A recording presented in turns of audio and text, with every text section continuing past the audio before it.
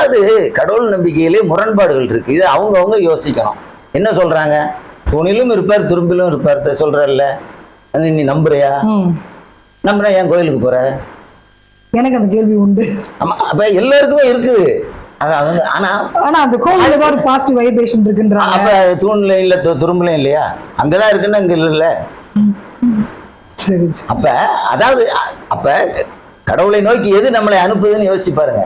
சிரமங்கள், கஷ்டங்கள், துன்பங்கள், துயரங்கள், வாழ்க்கையில் சந்திக்கின்ற பிரச்சனைகள் தான் இன்னைக்கு மன உளைச்சலை ஏற்படுத்தி கடவுளை நோக்கி அனுப்புது.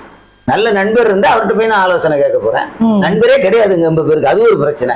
நல்ல நட்போடு வாழுங்கள்ங்கிற, பணத்தோடு வாழுங்கள் தான் எல்லாரும் சொல்லிட்டாங்களே. வாழ்க வளமுடன் எல்லாரும் சொல்லிட்டாங்க, வளமோடும் வாழ்க, வாழ்க நலமுடனும் சொல்லிட்டாங்க. நான் என்ன வாழ்க நட்புடன். நல்ல நட்பு இல்லாமல் வாழ்க்கை ரொம்ப கஷ்டம். பெரும்பாலான தற்கொலைகள் காரணம்